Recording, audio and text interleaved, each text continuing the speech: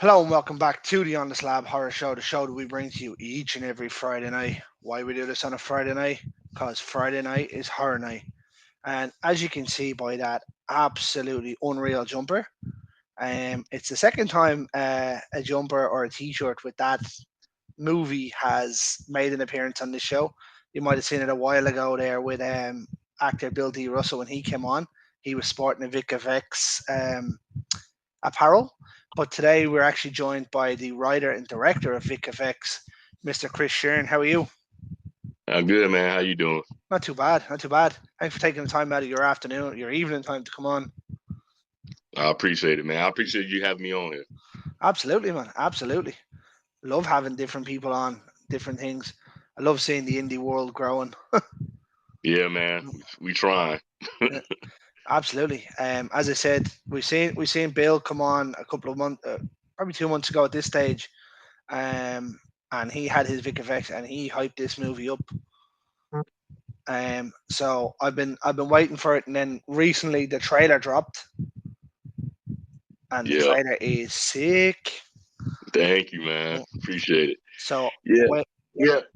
It's an interesting trailer. I tried because there's so many twists and turns with the movie, so I'm trying to oh, I excuse was me. trying to kind of come up with an idea and a concept of like the fundamental story, and then everything else was just kind of sheer chaos. Nice. Well, before we jump into the actual movie itself, why don't you tell us a little bit about yourself and how you got started in the business? So my name is Chris Shern. I consider myself a DIY filmmaker. So I self fund my own movies and stuff like that. Um, so I started in the business. I started really getting more serious about it when I started doing like sound design and scoring for short films, like back in 2013. And Nice. yeah, and I'm a musician as well. I also play in a band called Invisible Cartoons. So I'm a lead singer and trumpet. I play trumpet a little bit in a band. So my main background is music, and then I obviously I have a love for movies. So I got more involved in you know working on movies, especially when cameras and gear was like a lot more accessible to like regular folks like me, and just had some ideas and started piecing things together. So I I did a couple of short films, and I did some sound design and scoring for some other short films, and then I made my first feature film in 2019 called Evil Lurks, and it got released officially in 2023. So it's streaming right now on Tubi and any other streaming platforms for the most part. So, long story short, I've always been a fan of cinema, and now that I can, um, now I can, have access to, gear. I can create my own film. So now I got, I put out a film. Now I'm working on my next feature film, which will be released pretty soon. As far as like we'll have a screening, and then the sky's the limit after that. Eventually it'll be streaming somewhere. Nice. Sorry, you might have seen me looking at my phone there. I was actually putting it on a list that I have to watch. I hadn't seen Oh, Evil Lurks, so I just oh, thrown it okay. down on the list there. Um, Yeah, it's on Tubi, and it's streaming. It's actually on YouTube as well. So if you want to avoid commercials, you can watch it on YouTube. oh, we don't get Tubi over here, so Oh, okay. I can. Yeah, I'll send you the link to that. yeah, Yeah. we're not loved enough in Ireland to get Tubi. So Yeah. um, when you said Evil Lurks there, the first one that went to my head was that big one that released last year. Oh, Remember that one that Evil. was that Yeah. blew up the cinema? I was like Yeah. the Yeah. one that everyone loved, and I just couldn't get into. I was like, no, no. Yeah, man. It's weird because I think that guy. If you ever seen his first movie, Terrified. I think visually the guy his filmmaking skills is amazing. Yeah, I'm kind of agreeing with you on when Evil Lurks. I watched it once and I was just kind of like No, the girl and the dog scene, that what everybody talked about. I was like, yeah, that was intense. But I don't know. I was kind of the same way where I was like, you know, I didn't, I didn't, I didn't really walk away from it like, having this feeling like other people Yeah, did, which is, absolutely. hey, to each his own. I mean, It's the I same. really, and what it's funny because I really like one movie that I really like was um Nature of Violence. I forgot The violent it's called. nature. Yeah, Violent Fu- Nature. I Funny that you actually, bring that. Funny that you bring that up. I was going to say the other one that came out around that time. I absolutely hated it. Hated it. which one? Jesus. In a violent nature. Oh, okay. Oh my god. I don't know. Yeah, I watched it and I sat there and I was like, oh my god. Visually yeah, stunning. Great idea of being the POV of the killer. yeah, Um, but for me, it just didn't hit. Um, Now I hadn't really seen many that were done that way of a POV of a right. killer's point of view, but there was one I seen just not long before it from a former guest on the show, Devaney Pinn. It was called The Black Mass. Yeah. If you get a chance to check it out, it's fucking phenomenally done. Oh, okay. And Yeah, it's not quite as long winded as In a Violent Nature. Although that yoga dead yeah. scene in A Violent Nature was awesome. So the Black Mask. Okay, yeah. Yeah, I'm always looking for new movies to watch. So I'll definitely yeah, try to check that out. Do you yeah, guys Shutter out there? yeah, Shutter. Okay, cool. Yeah. yeah. I don't know whether we So get the same stuff that the states get, yeah, or we do have it out here. Yeah, cool. yeah, it's great. So it is. But anyway, back to your film, Evil Lurks. Tell us a little bit about that one. Well, Obviously, I can't talk Evil. about it because I don't know. So Yeah, well, Evil Lurks is about a woman named Kimberly, played by Amanda Winston, who's also in my other feature film, Vic Effects. She plays a character named Kimberly who been through a lot of stuff in her life, and she decides to go to group hypnotherapy to kind of see if that's something that can kind of unlock some things that she's been locked into her mind. And the hypnotherapist kind of singles her out in the group therapy sessions, and he kind of offered her, the opportunity to just have their own private session so he can kind of see if he can help her out. But unfortunately, there was other agendas in the hypnotherapist's mind because he was possessed by a dark entity called the Shush Man. I also act in the movie, so I played the hypnotherapist. And so one thing leads to another, and she gets assaulted and ends up getting pregnant. And then she ends up in a mental facility, and she gives up the child. And her therapist in the mental institution, she actually adopts Kimberly's child. And then when her child is born and she grows up, all of a sudden there are certain things happening to her, where the dark entity Shush Man tries to take over her mind. And the Shush Man comes like every blood moon. So it's like every 15 years or so that yeah, there was a that blood moon recently, wasn't there? yeah, I mean, yeah, it's funny when I was writing the script, it was actually a red moon, and then when I was like putting things together, I'm like, oh, this would be a good idea. Like every blood moon, this dark entity comes So kind of and kind of takes like over stuff. kind of like a Pennywise or a Jeepers Creepers kind of style of a period of time passes and then they come back and raise havoc. Yeah, yeah, yeah, in that aspect, yeah, definitely. But Nice, nice, yeah. So it goes. It's got twists and turns. It's definitely a movie people need to pay attention to. It's very. It has a lot of drama elements to it. Um, Drama, supernatural, psychological. People say it gets weird, really weird, so people would throw art house into the mix as well. And but yeah, it's I'm not a huge fan of that statement of it's an art house movie. Bullshit. It's just a way of saying it's something that you're not sure of. yeah. yeah. I mean, the thing. I don't mind art house more so. I get irritated with the elevated horror thing. I Like hate that phrase. yeah, I hate like that just phrase. saying, well, it's not really that dumb of a horror movie, so it's a little bit, smarter and stuff like that. And I'm Well, just like, ironically, about 2 years ago, myself and Carl, who used to be one of the co-hosts on the show, actually yeah, done a whole episode on giving out about that term, elevated horror. yeah, I fucking can't stand it. The like this elevated horror. You're no better than a slasher movie, really. Do you know what yeah, I mean? Like yeah. what, like Hereditary, Midsummer, and stuff that they call elevated horror is Oh bullshit. yeah, I take a slasher movie over them any day. They're yeah. two. They're two of the most overrated horror films I've ever seen. Well, what do you like then? Like, what's your go to like?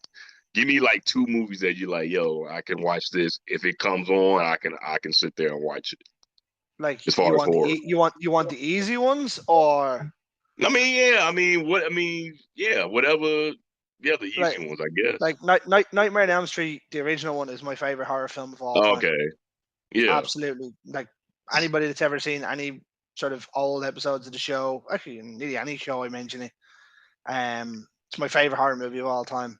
yeah. Um, It's pretty funny because Wes Craven he directed and wrote one and three.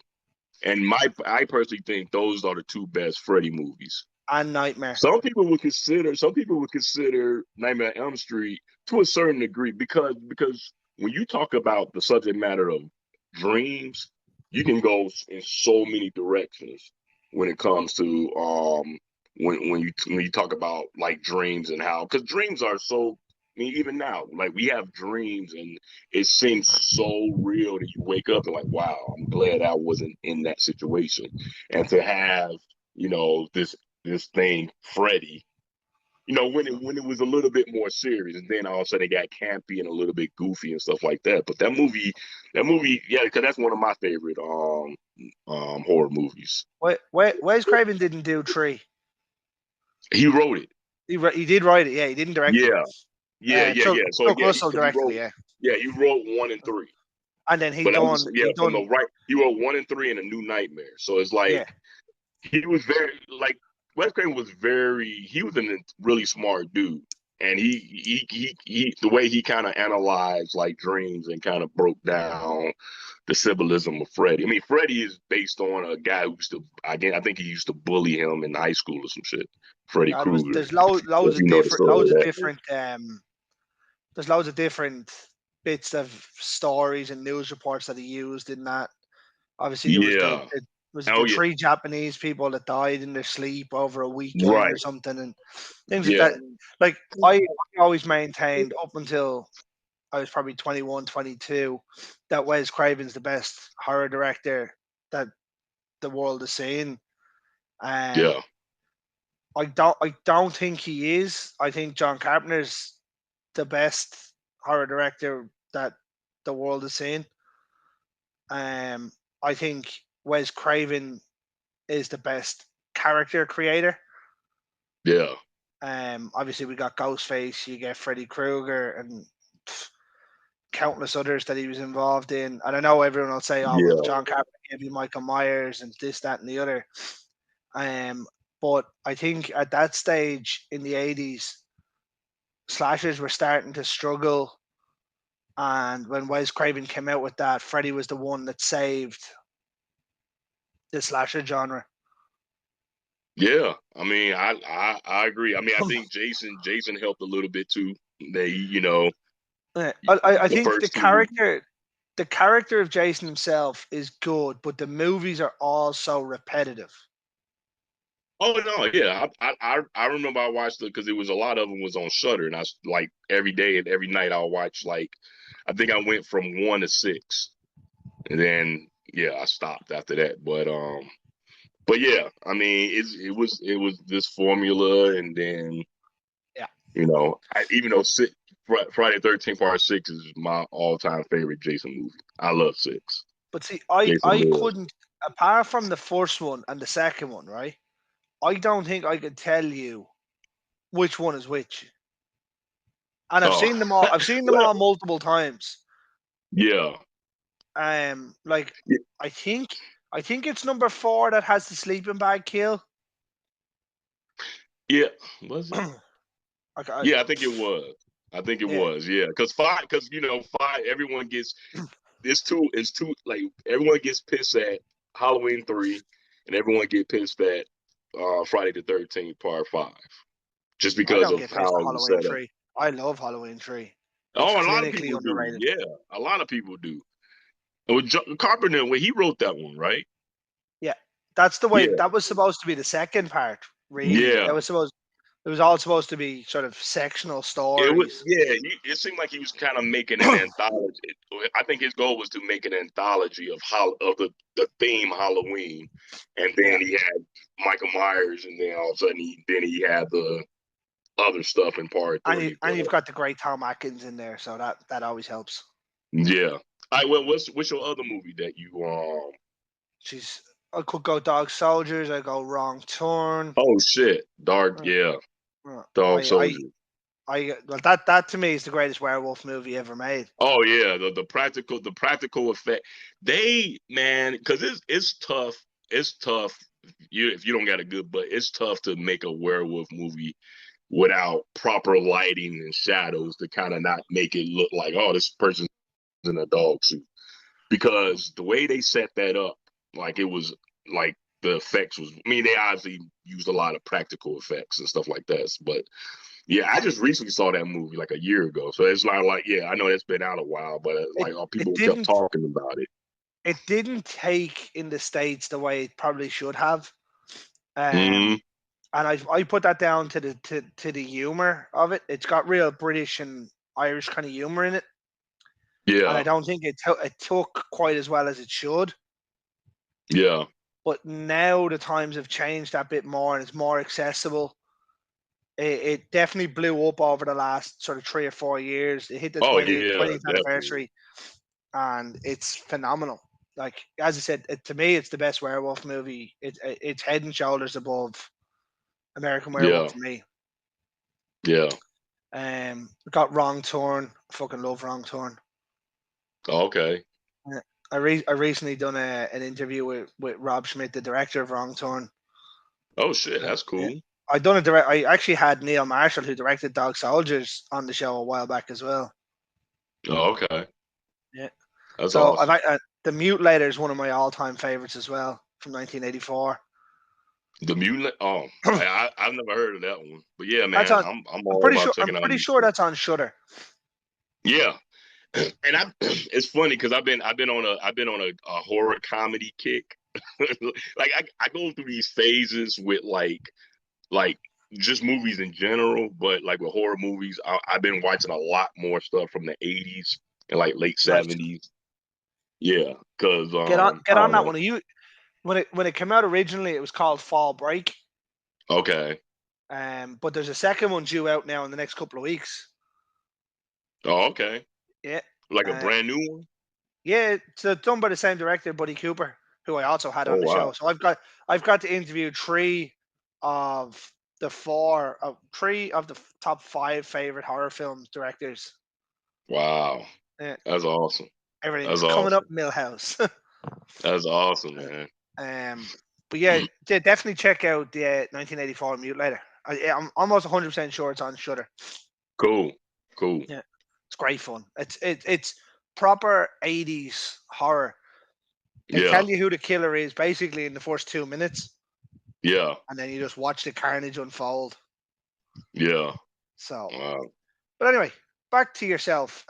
All right. Obviously, I'll try and get a hold of Evil Lurks and have a watch of that. It's not doesn't sound quite like it's up my wheelhouse. I'm not mad on possession movies. Yeah. Um, no, I watch them. Don't get me wrong, and when they're done well, they're brilliant. And I wouldn't be against watching them. Do you know that kind of way? I don't rush out to put them on. Oh no, absolutely. Yeah, it's I wouldn't say it's a full on possession movie. I think, and it's funny because of the entity. It's like the entities in the movie probably maybe 7 minutes of the whole Oh, runtime. okay, But it's very drama like. It's a drama with horror elements. It's a lot of metaphorical things that's going on within the horrors of this woman Kimberly's life. So okay. I don't know. I'll give Take it a it, go anyway. yeah. So I, it was originally weird when I was because I also edited the movie. It was originally 2.5 hours, and I was like, yeah, this is too long. So right now it's about an hour and 44 minutes. But that's just about yeah, right. you know, That yeah, I yeah. think I do. Yeah, yeah. I do think When you making your own movie and you like you're editing, you're like, all right, this is good, it's good. And then it got to the point where I'm like, I had to cut some scenes out and say, all right, this is too though long. when you have one of those kind of movies when you have to stick with it, like stick with it and stick with it, like you can't afford to miss 5 minutes. When you go Right, over that 2 hour mark, it becomes harder because you're sitting there going, okay, you'll start to dip in concentration. Well, I don't know how it right. is for other people, but it is for me anyway. Yeah, I mean, I'm always looking like even when I watch a movie, I'm like, if it's night 9:30, I'm like, all right, cool. This movie's 88 minutes. I don't have to go past midnight to watch this movie and As stuff a like top that. drawer number, isn't it?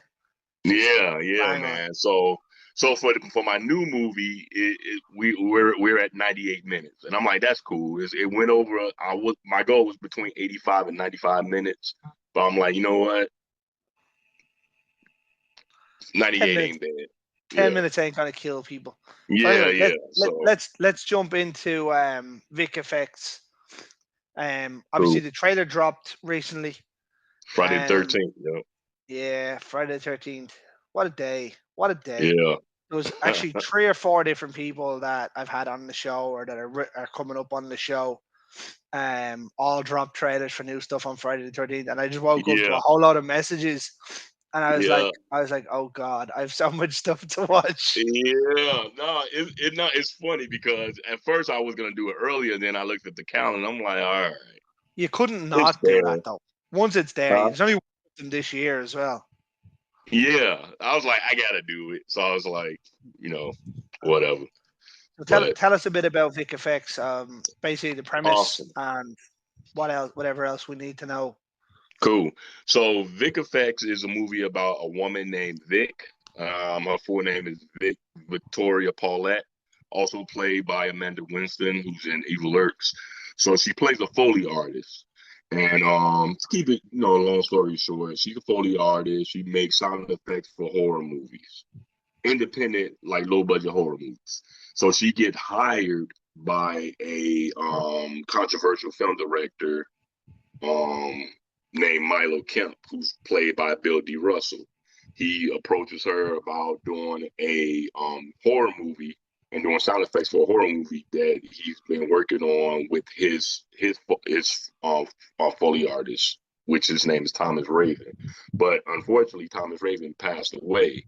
So they needed to finish the movie. So he went out to try to hire Vic. And she looks up to Thomas Raven, the Foley artist for Milo Kemp.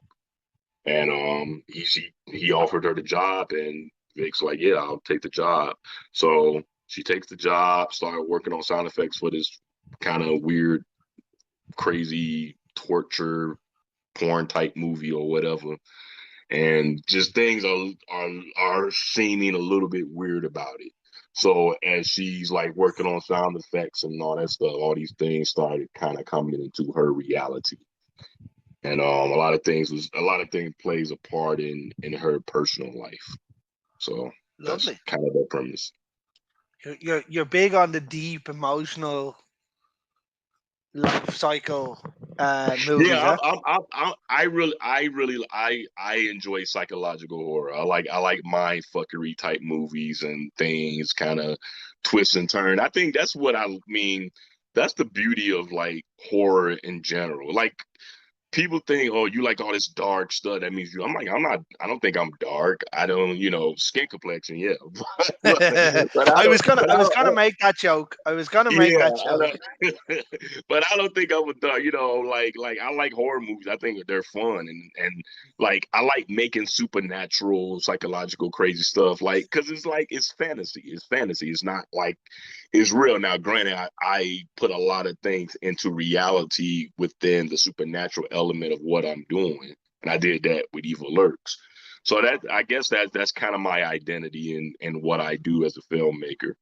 Um, but I recently done an episode with Lauren Alina, who's a cosplay artist and an up and coming um name to watch in the indie horror world, right? And yeah, she said something in the interview on she said horror, like whatever about all movies, but horror movies in general are an art form in itself. Because right. obviously you create what you're creating in terms of monster or entity or whatever. Do you know Yeah, what I mean? And then the story, and then to make it visually happen on screen, like it's very well. I don't know how easy it is to make a fucking a rom com, like, but like you don't need like special effects to beat the band. You just right. need people to have some kind of chemistry. Yeah, But with horror, it's completely different. yeah. So I like that. I thought it was quite a good line from her where she was like, "Yeah, it's an art form in itself." So Oh no. I never understood the whole, oh, people are dark because they like horror films. Now my ma says the same to me. Do you know what I mean? And, Yeah, and like as you come into my apartment, like the hallway, I have like loads of horror stuff up. I have like all right. the signposts from like Welcome to Haddonfield, Welcome to Derry, and Camp Crystal Yeah, Lake, and things like that. yeah. And like obviously I've like a big horror sleeve, Right, and like my kids love it, and everyone's like, "Oh, it's real dark," and this, that, and the other. And I think not really. I watch as much comedies as I watch horror. You know what I mean? right. I'll Yeah, watch anything, and like nobody can tell you I'm dark. Like they get this idea in their head that, oh yeah, you sit there, you listen to heavy metal music, you sit in, you do nothing. Like I play football, I play golf. Do you know what I mean? yeah, I wouldn't yeah, count myself as dark, and I watch more horror films than most people. yeah. I think it's I think I kind of consider watching horror movies kind of in the same way as going to haunted houses. It's like, why do you want to go somewhere where they make you No, jump and get you no, scared? that It's I like can't do. it's an adrenaline rush. That I can't do. Oh, I mean, I don't really do haunted houses. Like my wife, she we went to that because we don't go to haunted house often, or whatever. But my wife, we went to a haunted house, and when that was happening, she was like, we was walking through the thing, and people would jump at her, and she just started laughing at them. And I'm just like, why are you laughing? Because I know it's fake. My whole thing is they get when they jump, like when horror movies put a billion jump scares in the movie, you pretty much watching a haunted house. It's like, okay, you got the jump scare. You're scaring me. Okay, ooh, that quick jolt that they're looking for. So, but that's kind of my example of, like, it's like riding a roller coaster. Why you want to get on this thing that goes up and then goes down? It's an adrenaline rush. It's like watching the movie Terrifier about a killer clown mutilating the hell out of people. Is like, why do you watch this stuff? It's I don't know. It's because it to me, when we talk about comedy, what I love about horror, you can put drama and comedy and action and sci-fi and fantasy and all these elements into a horror movie. Like there's no rules in horror movies. You can do what you want in a horror Well, movie. Period. that yeah. There was them rules that ran kind of all the way to the early 2000s. You know, where it followed the same formula of there was a couple, there was a black person, there was the stoner guy, and Oh, absolutely. you went into every movie going, "You're dead, you're Yeah. dead, oh, you It, are so dead." every movie is formulaic. And here's the thing about this though. When you're talking to an everyday person who's watching movies, they don't like I'm a filmmaker. right, the way I watch movies, I analyze everything. If you talking to someone, okay, I watch movies. They're creating something, a formulated things Yeah, to say, okay, this is what I'm creating. This is familiar to you. I got this guy, the black guy, the starting guy. He gonna die. Even though if you watch Night of the Demons, which is one of my favorite horror movies, the black guy don't die, and he was smart because he's like, you ain't getting me. You seen Night of the Demons, right? yeah, oh yeah, oh yeah. Right. So that's one of the rare movies Ken where Ken you Four was know, the first one, though, wasn't he? He was the first one to huh? survive.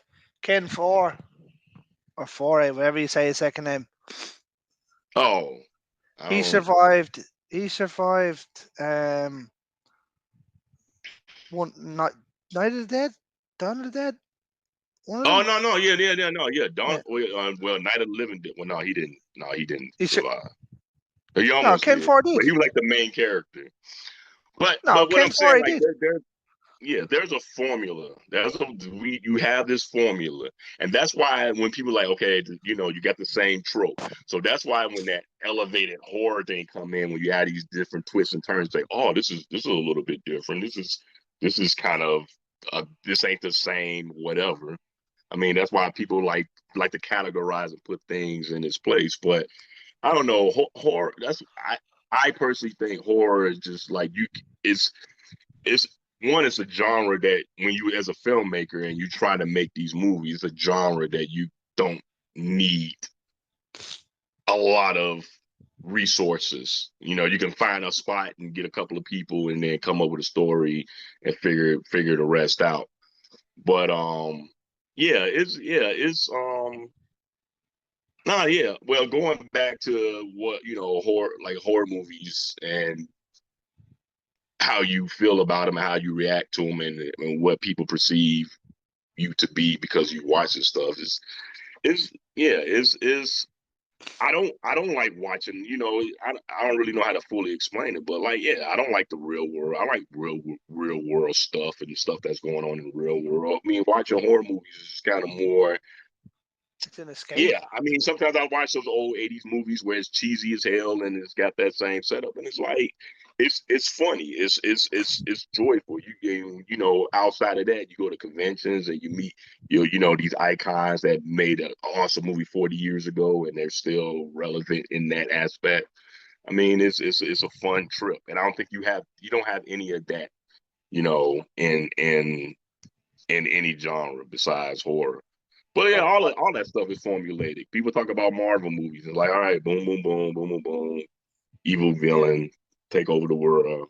All right, the usual. don't cut this cord, save the world. Blah, blah, blah. Yeah, Remember the little red button?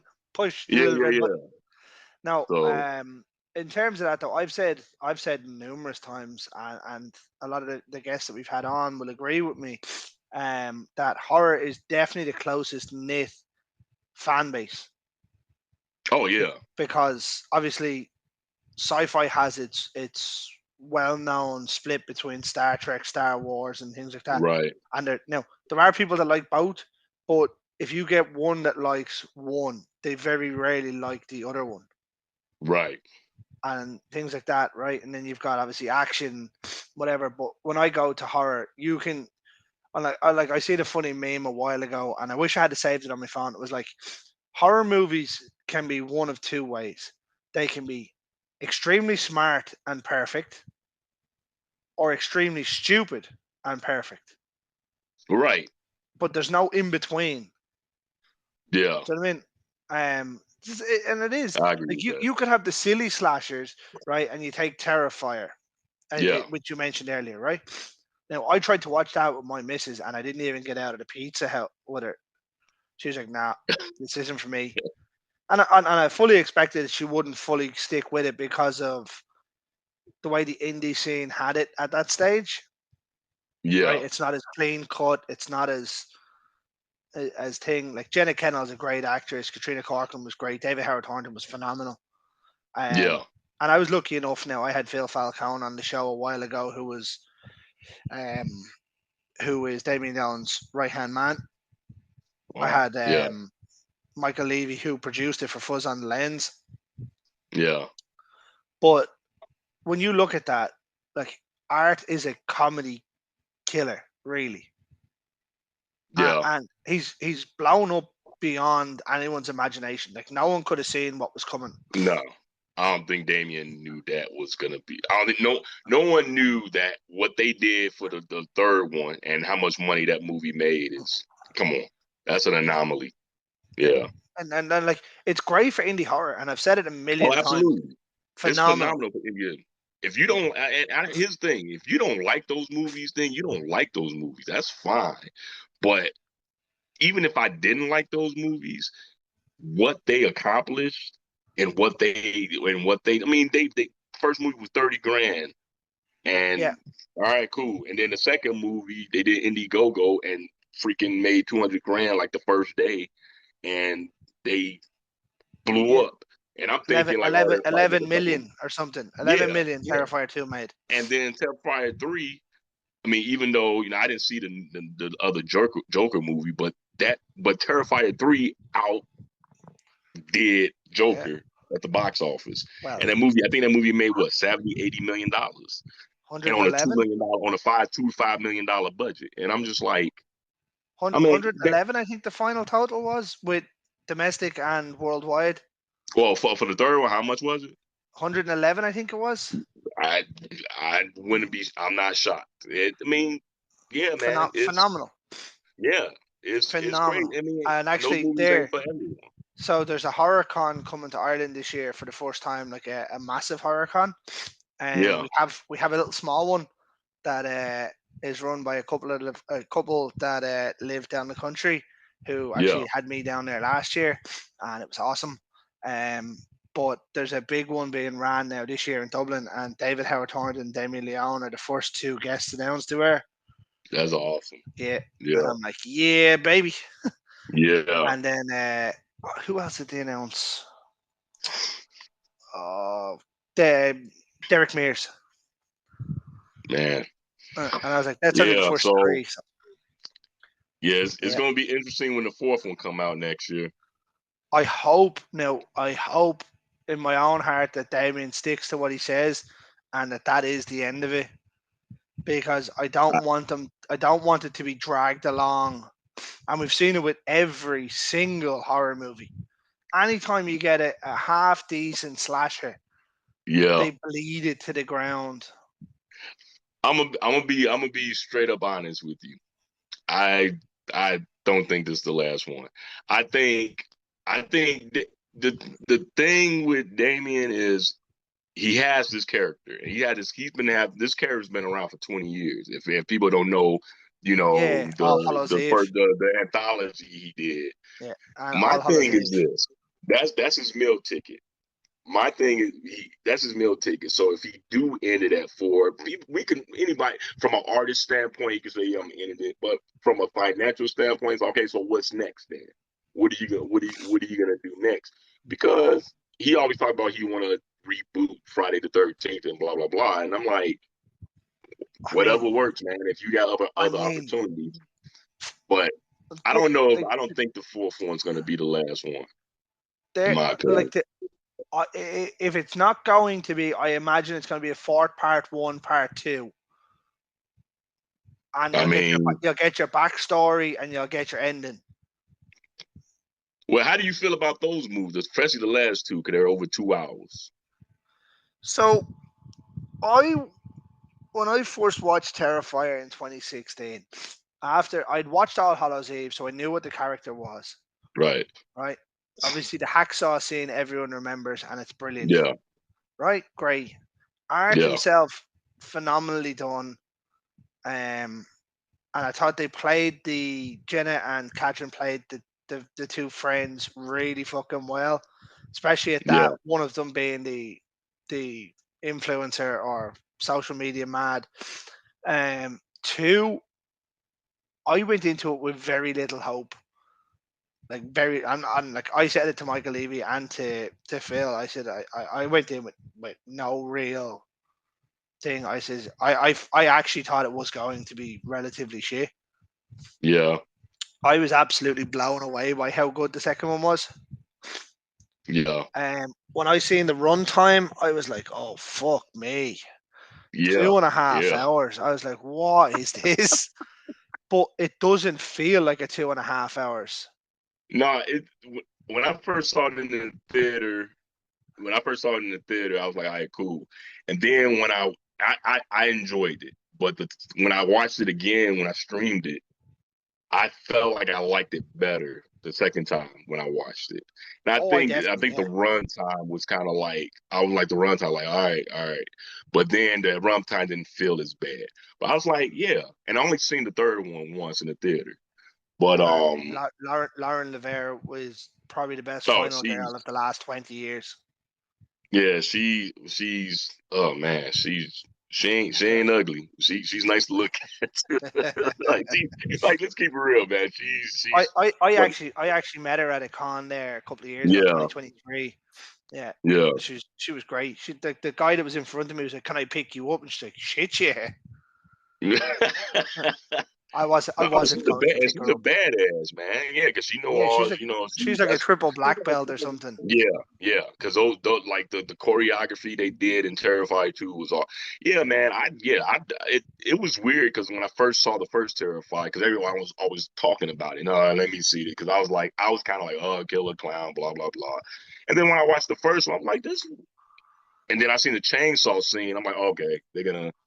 And then I'm like, oh, they showing the whole thing. I was like, what? I was like, whoa. I thought it was gonna be like some blood splat in his face, but it was like, oh, you ripping. We seen everything.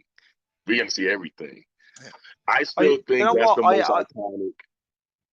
I actually called that um scene. I obviously the first one had the female hack scene. Yeah.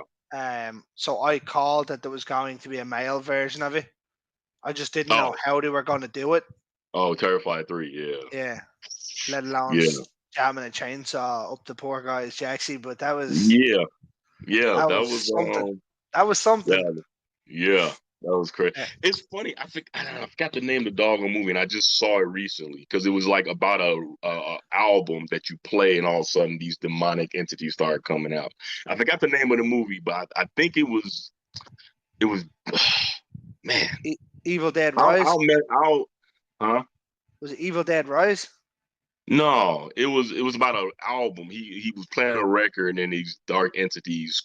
Man, I forgot the name of the movie, Yeah, but it was a well, scene. that happened in Evil Dead Rise. Oh, okay. But that was a scene where it was a chainsaw in the butt scene. Oh no, But this movie came out like in 2016. oh no. But I forgot what it definitely wasn't it wasn't an American movie. It was like I forgot what country it was made Mm. in. But it was hilarious. It was a horror comedy. I'll message you the name. I forgot. But Do you know it what was the chainsaw in the butt scene over there. I like Yeah, whenever everyone talks about that hacksaw scene, obviously from Terrifier 1, which is yeah. phenomenally done, right? And everyone's like, "Oh, it was so original, and no one had seen it." And I was like, "Have you seen Bone Tomahawk?" Oh my God. I Yeah. was like, Yeah. and people were like, It's "What's that?" And I was like, "That's Kurt Russell and a couple others." well, that movie was I was, I was That was that something. movie was so good, man. Like it was like the acting, the dialogue was so like well, Kurt Russell is a freaking legend. I mean, Kurt Russell's the dope. thing is, in my opinion, probably the greatest practical effects horror movie of all time. I mean, I think it's one of the best movies of all time, but the practical effects of the thing still holds up today, in my opinion. The thing, If I the seen thing, that today, it's better the than thing, anything the you see thing out is the there. greatest remake of any film ever. And that's the funny thing because people don't know it's a remake. The Fly, they don't know Fly. The Fly is a remake or the Flies it. thing. They think Flies it's up just there. Goldblum. Yeah. And then they made the one in 2013, but we don't need to talk With about that. The thing. Um, but yeah, 2011. I didn't Terrifiers. mind that actually. Yeah, I don't know. I it was too it was I don't know, man. I Oh yeah, like practical effects. I mean, see, hey, I use CGI shit too because I mean I can't afford. I mean that stuff is even more expensive than get some put some buttons and something happens. But yeah, it's I don't know. I mean, I that thought the remake of Evil Dead. Oh, I wouldn't say a remake. I'd say reimagined of Evil Dead in 2013. I actually like that one better than the new one that just it's came out. so much better. Yeah, Well, Evil no, Dead sorry, Rises was no. alright to me. Um, Evil Dead 2013 is the best in the franchise. It's better than the originals. Um, That's Evil black. Dead. That's blasphemy, right? Nope, it's absolutely not. Because if you had to put that version of Evil Dead out in 1984, Well, the second one one, is pretty much the same movie as the it is first one. right. But if you put the Fede Alvarez one out, right, Yeah. and swap them around, the only reason, like, don't get me wrong, Evil Dead 1 was so good for so many reasons, right? But the reason a lot of people would say it's blasphemy is because of nostalgia point of view. Well, yeah. I mean, Like a lot of Evil Dead technical. 1, Evil Dead 1 isn't even the best of the original three. Yeah. Two I two mean, is the best of the original three.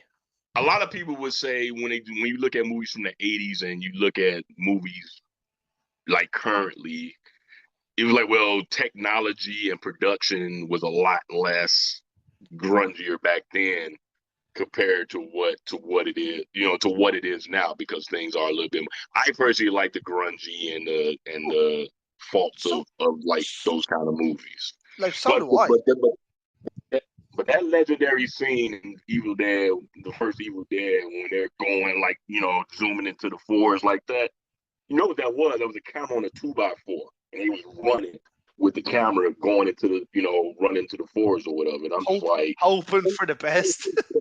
yeah, but that was that. I mean, it's funny because I actually did for Evil Lurks. If you, it'll be it's you probably won't know this, but I used that whole vibe for a scene we did in Evil Lurks. Even though we couldn't really afford monsters, so we had all these shadow figures. So it was pretty much me on a green screen, and then I would take, you know, whatever, turn me into a shadow, and then I was doing this running thing, and I would have myself running, and then I would composite that to a scene where we going into the woods, going into the thing. But yeah, I mean that was inspired by a lot of people was compare the look of what I'm doing with Evil Earth to a Jello film.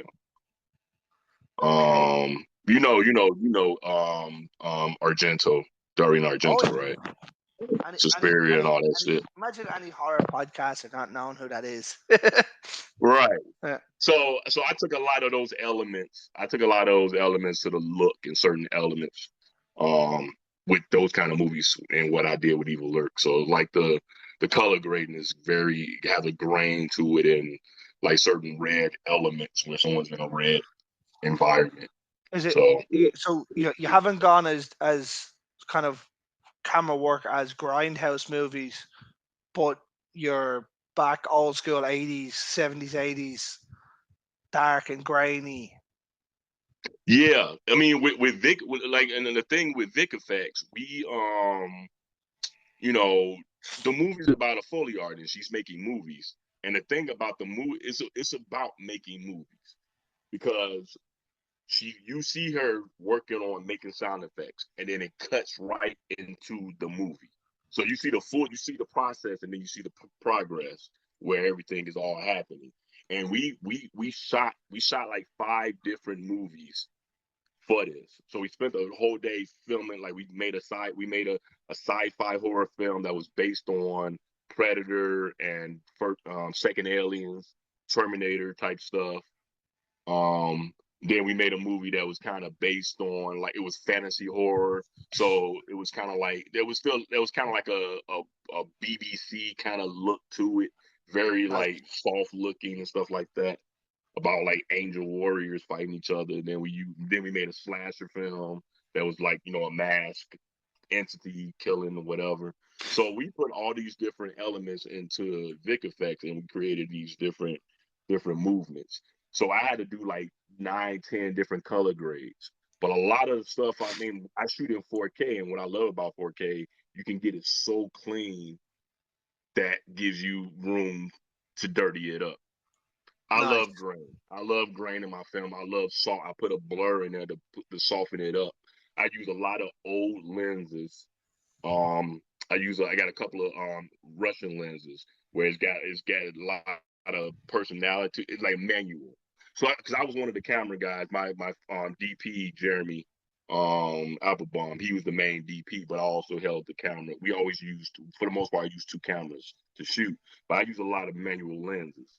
Because no one wants those. They're cheap as hell, and they have a lot of personality to them. And even if something come out of focus, you just kind of turn it a little bit, and it's got that natural softness to it. Where yeah, that's kind of like the energy that I like to bring. So I'm very inspired for Vic Effects. I was inspired by a lot of French horror films, and I know you probably heard of Martyrs and Inside. I I find Martyrs as one of the most boring, overrated films. I actually, You do you know are what? hard to Someone, please. s- again, it's got that filleting scene, and I'm like, okay, yeah, that looks awesome. Now don't get me wrong, the it's better than the American version. Oh no, I refuse to watch the American. Well, you ever seen the movie Inside? Do you know what? I'd have to actually look at it and see. I've Okay. watched so many films, when you're like, I don't think I've seen that. And you're sitting watching it, and like 15 minutes in, you're like, oh yeah, I've seen this. Yeah, yeah. Yeah. But I've been on my French extremity kick from like 2002 to 2008, and I was watching a lot of those movies because they just don't hold back. And There I was a think period of horror that came out of Europe that was like that, yeah, where yeah, it was just balls to the wall. Let's go. yeah, yeah. Uh, So a lot of stuff that I did with Vic Effects was inspired by certain things. Like so the scene in Martyrs when they constantly when the guy's constantly coming in there and beating up the girl, and then it fades out, and then it fades back in, and he's beating up, and then it fades out, and then it fades back in, he's back in there beating her up, Do you and it know? fades out, fades.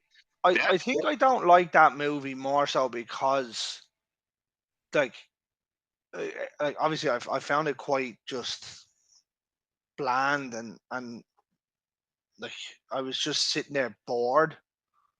yeah, with and with that scene that I mentioned, either you're gonna be. I felt like why they keep repeating this, why they keep going back and forth, and then I felt like, yo, I'm feeling this is like, can we stop? It's This is uncomfortable. bothering me. This is bothering me. You just constantly beating up this girl, and then you come back and keep beating her up, and then it fades in and fades out, and I'm just like, and something about that grabbed me where I'm like, I felt uncomfortable. I felt a certain kind of way.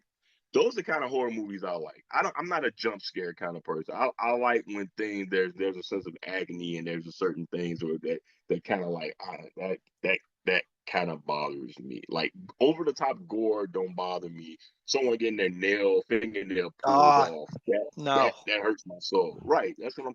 So I'm not saying that's what we did in Vic Effects. Hey, I'm tell you right now. And I don't know if this is another one you kind of like weird about, slow burn.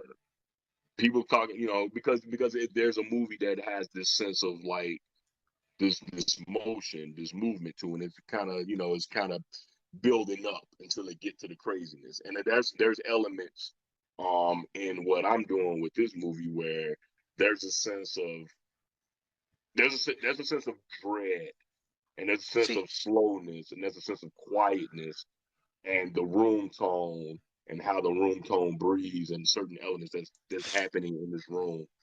It has a calmness to it, but the goal is to still have it get under your skin, where everything's not just like go see, crazy and stuff I like don't that. mind slow burners at all, right? Yeah. But there has to be a payout in it. Oh, absolutely, and that's the thing because it's a slow burn. You're taking your time, and then once it kind of elevates, it kind of pays out. The one thing about, especially with what I do as a filmmaker, it's like my marketing strategy is I want you to watch the movie once, be confused, and have a conversation about it, and watch it again and say, "Oh, that's what that is. Oh, I get this." Because I'm very about metaphors and how things element. Because all the movies that she's making sound effects for has something to do with her and her life, Vic. And there's a lot of Easter eggs and there's a lot of things you got to pay attention to come to the full element of what happens at the end of the movie. So the important question then, before we finish up, is Mm-hmm. when are we expecting it? Well, right now we have and unfortunately you live out in Ireland, so we're gonna have a screening for the film on August 13th in my in Nice. St. Charles, Illinois.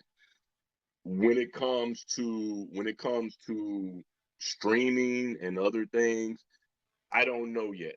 I'm not really quick to say, all right, I'm gonna throw it on it's gonna be on Amazon and blah blah blah. I'm having conversations with people to see what can happen within that. I am looking to do festivals. Um, I am gonna be seeking out, reviews and screen. I'm gonna create screeners and stuff like that. Yeah, I'm gonna Yo, create screeners and for podcasters and influencers to do it. I'm not his thing. I'm playing with house money. I did an Indiegogo. I raised money to help me with post production, but for the most part, I financed this movie mostly on my own. And I'm not quick to just, all right, here's yeah, there's no another point in just movie handing that's it streaming. off. Huh? There's no point in handing it off. You got to look after it and make sure you get the No, best yeah, deal for it. yeah. And I really care about what I'm trying to do with this movie. So do I think it's gonna stream next year? I mean this year? Probably not. Most likely that next year, but there's a lot of things I'm trying to navigate. I'm trying to do the festival circuit. I want to kind of be out there. I might create my own like screenings, in theaters, because because it's a movie about sound, and the one thing we did, we mixed it in 5.1. So with them speakers, we trying to hit all different levels of different spots, in the theater to like make everything works. So, and this is the first entity, this is the first thing with the Vic Effects universe, because all these movies that she's making sound effects for, we're actually going to create like feature length short films in my next film that relates to Vic Effects about a horror. Nice, Yeah. So nice. so I'm looking at a 4 or 5 year plan within Vic Effects and everything else that I'm trying to build up. So that's a plan, but you know, We got to get it out first and see what happens. Obviously, when yeah, you need a review done, you know that where we are. Um, awesome. and as you've seen I on hope you like it, man. I was about to say, as you've seen on some of the previous shows, I'm very blunt in things where people ask me to do a review. I do find random things that I will say that, oh, this didn't look great, or this wasn't good, or Yeah, even sometimes I find stupid things. Do you know what I mean? yeah, But for the most part, I never just go, oh, the movie was shit. If I don't like the movie, I will give you the reasons as to why I don't like it. right. But I'd never knock it down going, well, oh, it was just shit. It was just grade A shit. Like, I mean, hey, I'll send you the link to Evil Lurks. I whatever, because there's people who enjoyed it and some people said it was shit. So I mean, it is what it is, man. When you put your stuff out there into the world, I mean, like, it like ain't really yours anymore. It's like let's everyone be can have their honest, right? opinion. There's Yeah. somebody in the world that reviewed Jaws and gave it a 1 star because there wasn't enough shark. So Oh people yeah. criticizing movies will always happen. Doesn't mean they're Oh right or yeah. wrong. Right. But then you Hey, have you didn't like Hereditary, and I really enjoyed Hereditary. no, So God yeah. no. God no. I mean, I Ari Aster is an interesting filmmaker because I like Ari Aster. I just didn't people like that. yeah. No, I mean, yeah, I really enjoyed that movie. Yeah, Yeah, a so lot of so did things. Carl I and really Coco. listen to the score, man. Listen to the score of Hereditary. Like the score of that film is phenomenal. Like Hereditary and Midsommar, I love the score of and the Yeah, Lighthouse. I don't know if you've ever seen the Lighthouse with Lighthouse was fantastic. yeah. Listen to the score of that. I definitely took a lot of I definitely stole some ideas from that score for stuff I did with Yeah. Evil See, Lurks. So I also Lighthouse score I that film. loved, Yeah, but just I didn't gotta like watch the it other two. again. Now, I Yeah. will say I didn't like The Witch either when I watched it the first time, Mm, but it took me to go back and watch it a second time and actually sit there with yeah. no phone, sit in the dark and watch it. No, you And got then, to. I got the appreciation. But I've watched Midsummer and Hereditary twice, and I'm like, no, it's just not for me. Well, But I had to watch before, Hereditary. I had to watch Midsommar again because I fell asleep because that's a 2.5 hour movie too. I was like, all right, let me watch it again. I thought it was cool. I was okay. One more, and then I'll leave you alone about movies. As far as what you like, what did you think of Skinamarink? If you saw that one, it was disasters. Good lord. I sat there and I watched it and I was like, did the people that make this just smoke a load of weed and make a movie and see what happens? Because I I I don't know think that what happened. yeah, I think that's an insult to people who smoke weed. I sat there and I watched it and I was like, I got to the end of it and I was like, do you remember that scene in how in Billy Madison when he reviews ethical politics and he gives the speech about the dog that couldn't It's been a while and since I've seen Billy Madison, but I think I get what you're the saying. the Yeah. the principal or the guy turns around and says, "We're now even stupider for having listened to you." That's how I that felt having watched Skinamarink. I sat that there and I movie felt like I'm stupider now for watching it. it angered me. It made me I just mad, and I don't really get it did mad when I watch movies, but it upset me because I was like, this the premise of kids waking up as their parents are gone and their windows are missing was not the premise of what this movie was. I thought that premise was brilliant. This was like to me that movie felt like, and I hate talking shit about anything because hey, kudos to them, they made money, you know. absolutely fair But play to them. You that made money off film it. should People not have been liked an it. hour and 40 minutes. Yeah, it should not have been an hour and 40 minutes, and it should have been like in an art museum, and people just Yeah. kind of. It was it that it was yeah. I love weird stuff, man, but it was tough. It was tough to watch that. That was outside your wheelhouse too. Man, that was just yeah. Man, and like I That's the said, best way I to. you know making movies is hard. Regardless if you got money, if you don't got money, it's a lot of fucking work. You got to deal with people and all these things. But man, I was just like, I yeah, I was like, man, cause I was just angry about the premise. Like this ain't like how is this the premise? So I Well, well yeah, I I don't know. don't know. It just kind of drifted, but well, it didn't even drift by. It fucking meandered by. Oh, I was just. I don't know. I Yeah. genuinely don't know. At this point in time, I couldn't even tell you what it's about. Yeah. I mean, I saw it that one time, and I'm just kind of like, all right, I drank the Kool Aid, and I saw it, and I'm good. Right. I Yeah. got to try you a couple of hard hitting questions then before we finish up. Cool. Right. Yep. Throw me your top five favorite horror movies. Ah, shit. Top five. Okay. Nightmare on Elm Street Part Three. Nice. Um. Top Skinamarink. five. Damn. Oh hell no. Hey, you know what? Hereditary is one of my. I really like Hereditary. Okay. I like drama, horror, craziness. Elevated The horror. thing, the thing.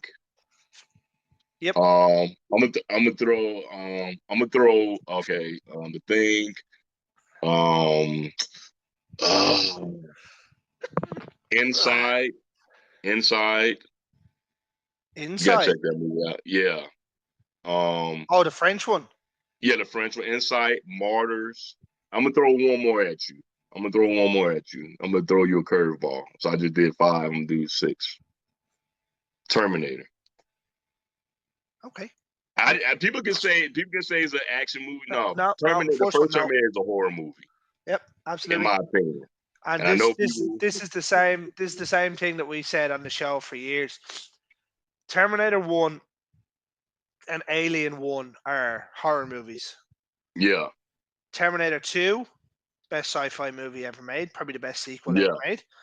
yeah. And Aliens are sci-fi movies. They're not horror movies. Yeah. They might have horror I elements mean, to aliens. I would shit. I need to put aliens in there because it. because I think the first one I want to say grounded or whatever, but the first one, I mean, there was a lot more. There was some horror. There was a lot of horror elements to the first one. The second one was more sci-fi with the Yep, horrors, but it was a lot more kind of machinery. Yeah, I mean, aliens to me was definitely a lot more horror vibe, but I look at the Terminator as a horror movie to me. I just look the way it looks, the way absolutely. it is, the vibe, and people don't say It's this and dark that. as fuck too. Yeah, it is. It's man. Yeah, Right, I just think it's a horror movie, but right. yeah, You you're given the keys to any horror franchise to direct or star in, right? What would it be? A Nightmare on Elm Street. Right. Direct or star in, Oh, direct. I mean, right and direct. I don't want to star in it. right? If you were to write a new Nightmare on Elm Street, how would you start it? Start it. Yep. Like, I are mean, you are, are you I are would. you just gonna go hard reboot? No, I would reimagine. Okay. I would definitely go into the origin of Fred Krueger, and then kind of go into like the psychological aspect of the dreams and whatnot. So But it'll definitely be a lot. It'll be a little bit deeper. I love movies like Dream. Oh, if I gave me a franchise, it would definitely be a Nightmare on Elm Street. that's fair. Okay. Right. Yeah, And then ooh, so you're gonna go Nightmare on Elm Street, right? So I'm gonna throw you the idea that Ted had, and he said for years, right? You're talking about a reimagining of Nightmare on Elm Street, right? And going into the yeah. backstory of Fred Krueger, which they done in the 2010 one or tried to do, Oh, they try to do, yeah. right? Which was fine because the first 40 minutes of that movie was not bad, Right. yeah. And then it just got Yeah. muddled and lost its way completely. But my mate Ted, who's on the show quite regularly, his idea for A Nightmare on Elm Street was to have Freddy come out of a VR game. So, like, like the people are obviously playing a VR game, but for some Yeah. reason or another, when Freddy's killing them in the VR, they're dying in real life. Hmm. Wait, is that So very similar to Ready Player One. right? Yeah, Okay. Yeah. but he thinks Okay. that's the best way to Well, try they and kind of did that reimagine it. in they kind of did that in 6, right? When he was in a video game. Oh Jesus! Do you remember that? He's in When the shit game. got He's when shit got campy as hell, I was like, yeah. okay. I know. To be fair, it was funny, but yeah. Yeah. Oh no, And then, those movies are Freddy's Dad was fucking terrible, but it was like so bad it's good. I was like, all right, I can, it's but yeah, but if if they just gave me one movie, I don't even want to touch 3 because I think it's just perfect. But maybe I'll remake 3.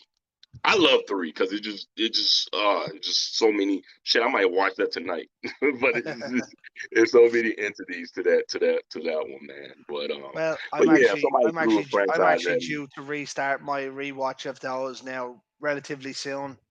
Yeah, I did a year and a half ago. I went from one to New Nightmare, which New Nice. Nightmare is overrated. I mean, it's underrated as hell. I Oh, think. I was I going to say really, overrated. This conversation's over. It yeah, is unreal. no, Wes Craven. No, the movies that Wes Craven wrote are the best ones. I mean, that's Absolutely. no ifs ands or buts. Yeah. Yeah.